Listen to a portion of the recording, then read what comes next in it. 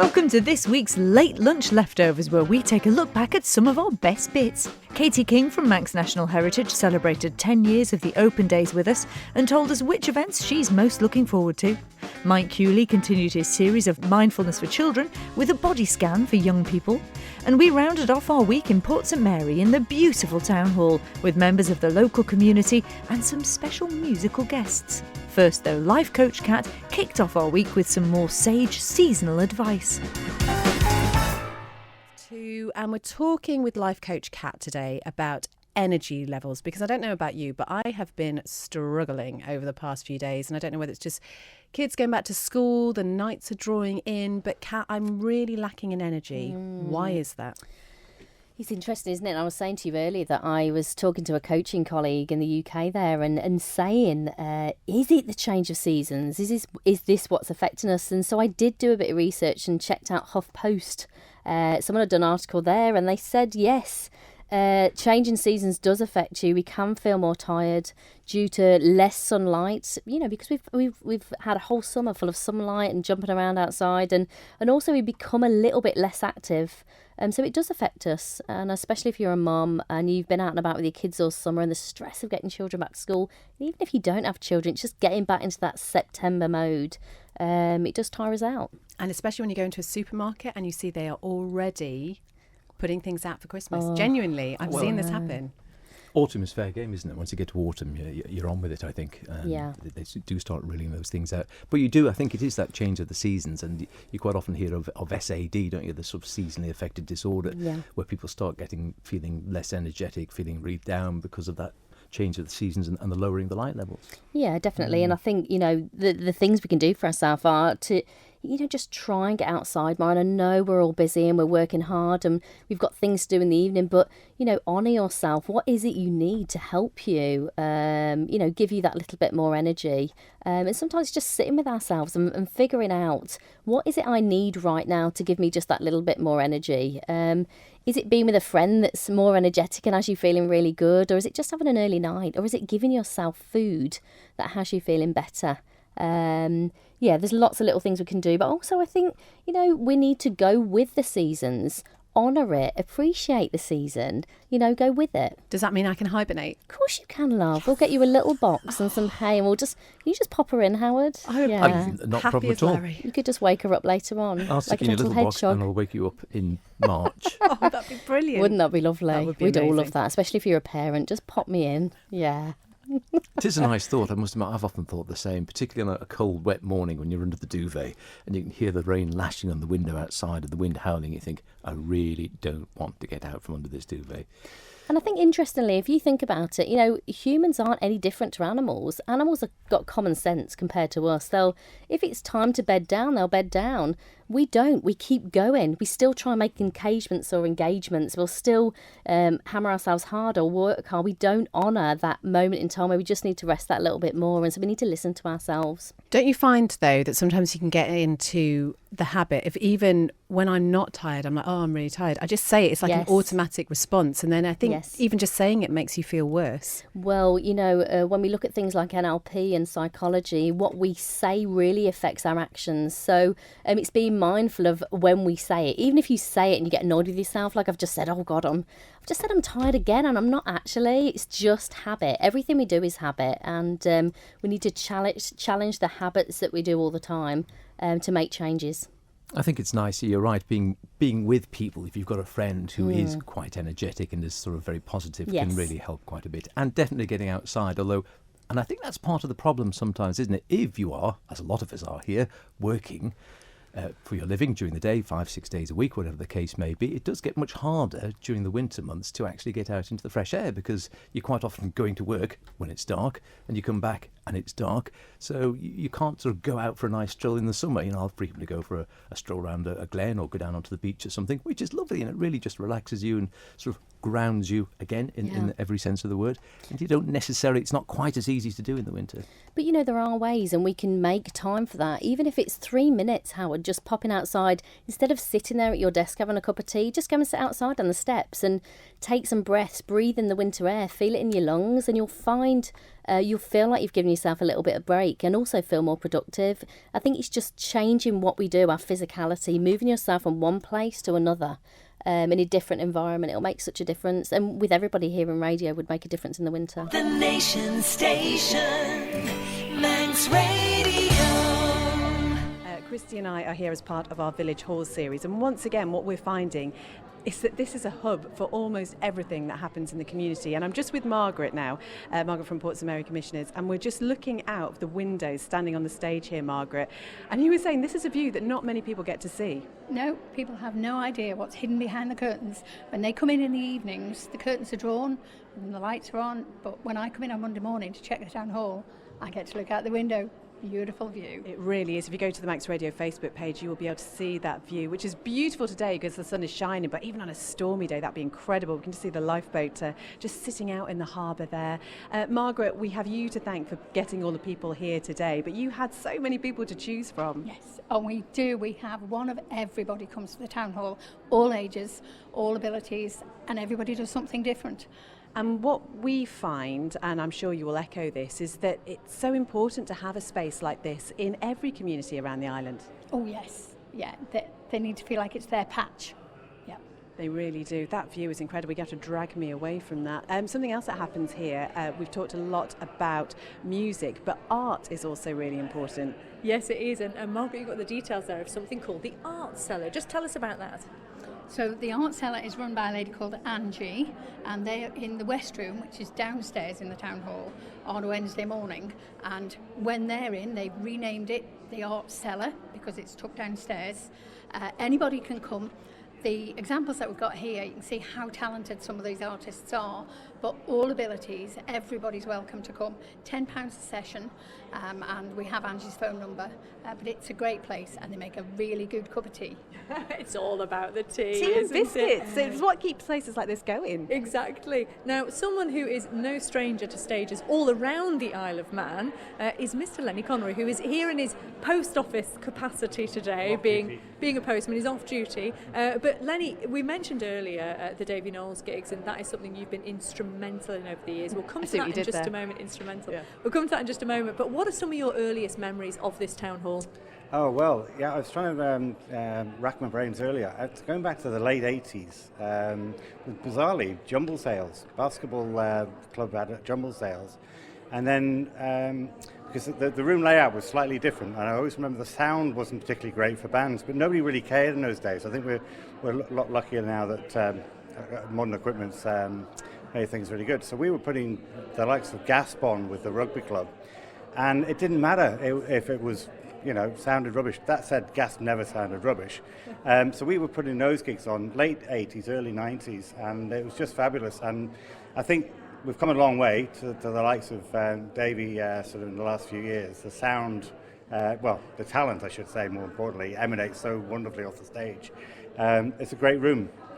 Davy loves about it. He can see everybody in the room. It's personal and it's local. And it's just down the road from his house. That's what he loves. And that's the thing, is because you followed Davy's career from the very, very beginning, haven't you? Yeah, the boy's doing good. I'm very pleased to say he's a daddy now, which sadly knocks on the head the Christmas shows. But they were very they sold out weeks and weeks ahead. They were very memorable every year. We did think 4 years in a row. And what an incredible thing that's, because as we said, as you have seen yourself, because you followed Davy's career and obviously very good friends with him and have been around the world with him to a certain extent, he has played to audiences of tens of thousands, hasn't he? Absolutely, yeah. So you do see when there's video and pictures posted of his gigs here, sure. People around the world are so envious, aren't they? Well, he a few years back, well, it is good sort of 12 years, he supported Don McLean in the Villa. He's obviously done the youth games, he's played for those.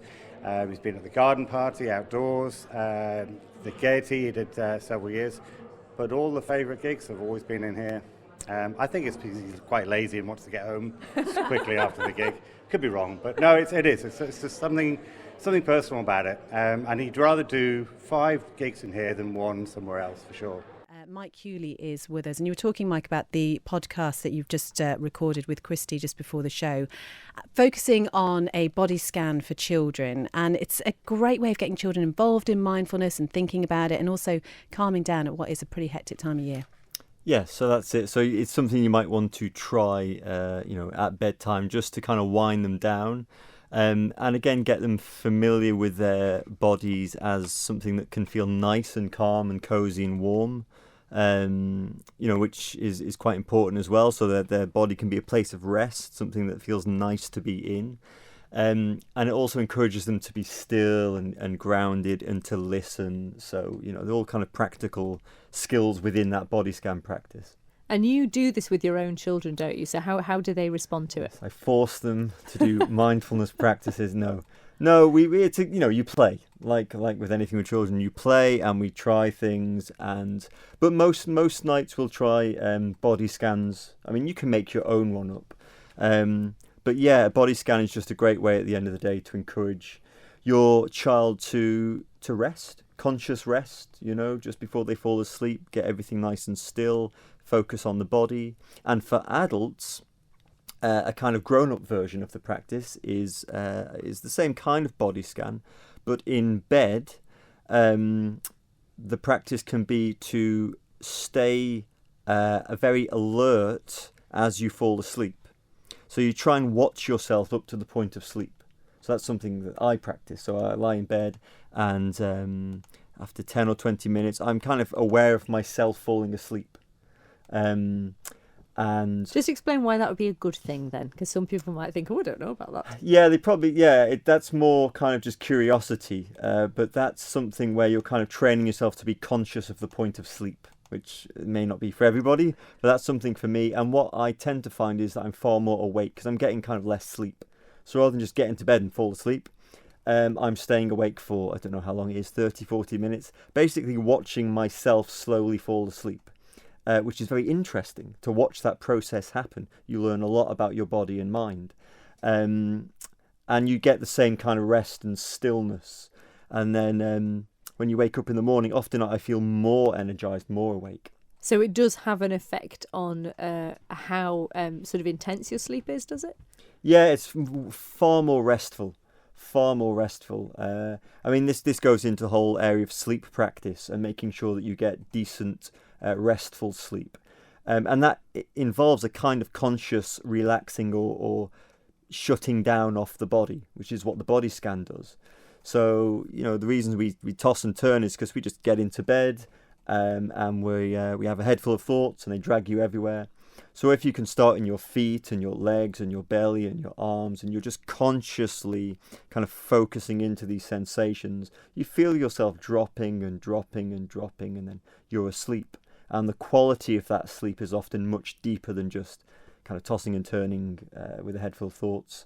And it's an interesting time to be talking about this as well, because there is so much in the news this week in particular about how important sleep is, and talking about napping as well. And so one thing we were talking about in the podcast that we recorded was, because we're talking about children's body scans, is this potentially something that parents could use, sort of instigating a nap environment, and sort of maybe, because you're saying it can make them more alert, so it's a rest, but it can actually help make them more alert as well. Yeah, it's that beautiful combination of conscious rest, and they have that in yoga practice, we have that in mindfulness. So we become very conscious of how it feels to be very relaxed rather than just going to sleep, and you miss that because you're asleep. Mm-hmm. So part of mindfulness is just to bring an awareness, bring a mindfulness to what your body feels like when it's incredibly still, when it's incredibly quiet. It's rather beautiful, but we often don't know we can do that, and we just go to sleep. The Nation Station, Manx Radio. We are talking to Katie King about the Heritage Open Days. So what have been some of your favourites then over the 10 years that you've been doing this? I was talking about that this morning to somebody. I really enjoyed seeing inside the government house, so the governor's home with Charles Gard. That was a particular good one for me, because it was really lovely to look around the bedroom that the Queen stayed in and stuff like that. Wow, So yeah. it's that kind of looking, it's the having the ski, isn't it? Having a look around. I've really enjoyed a lot of the walking tours. So just going around the Isle of Man with really knowledgeable people. So Groudle Glen, there was Chris Callow, the Blue Badge guy, did a wonderful tour around Groudle Glen a couple of years back, and he's doing it again this year. The Bride Radar Station walk, that's, again, you're on private land, you can't normally access that. Anything for me that's private, you're not normally allowed to do, I really enjoy. She's a bit of a rebel. Just likes having a skeet. Well, not really, because I only go when I'm allowed to go. So how can people find out then, Katie, what is going to be available and when is it happening? Yeah, so we've got, it's happening on the first 2 weekends in October, so the 4th to the 6th of October and the 11th to the 13th. And we've got a printed programme that you can pick up from the Welcome Centre and the Manx Museum. We were inundated last week, so we slightly underestimated the demand, so we've got a load more programmes that have arrived today. So if anyone's been disappointed about picking up a programme, they're there today, so and they'll be fully stocked for the rest of the time. If you don't want to leave the comfort of your armchair, you can just look online on our website, follow the link to Heritage Open Days, and it's got a full list of the bookable events, and I try and keep that updated so you know which ones have space on them. And in addition to the bookable events, I know that's what I've been talking about really, but there is also open doors events as well. So the programme is a mixture of things that you need to book onto for capacity reasons, and some that you can just turn up and enjoy. So, for example, we've got some people on hand in the Castown Police Station, the former Castown Police Station, so you can have a skeet round there. Our partners at Douglas Town Hall put on a fabulous show, so they've got loads of things for you to go and explore down at Douglas Town Hall. I'm just looking through the programme. There's just so much. We're going to go and have a skeet round St Thomas's, aren't we? We are with Charles Yeah, Gard. with Charles Gard. Yeah. That's very. Listen to the organ. Yeah. We've got the Nicolo Visitor Centre, which is open Dan Patrick for you to go and enjoy. So what I would recommend is you come and pick up a brochure or have a look online and have a think about what you might like to do and what you might like to enjoy. If an event is full, don't worry too much, because we maintain a waiting list which you can register yourself for the waiting list, and there is a lot of movement, so don't be too disheartened if things appear to be full, because I think people book on with a lot of excitement and then they realise that they're off island or something. So we do have a lot of movement. And also to say, if you have booked onto an event and you can't make it, just let me know, because there's loads of people behind you wanting your place. The Nation Station, Manx Radio. One of the things that Portsmouth Town Hall has become known for is fantastic music. As Michelle alluded to, there have been gigs here with the likes of Davy Knowles, who plays to thousands across the world, and he comes back here on a fairly regular basis to his hometown and plays on their stage right in front of us. And as I say, if you're watching on Facebook Live, you'll be able to see it there, but watch later to find out more about that. But we thought we'd invite down a couple who are very known to this area. So we've got Nell and Steph from Bird and the Beard with us. Hello, you two. And they're going to sing a song for us now. What is he going to sing for us, Steph? We're going to sing Ain't Nobody by Shaka Khan, and you're going to join us, aren't you, Christy? I might try and warble along in the background. We'll see how that goes. Take it away, guys.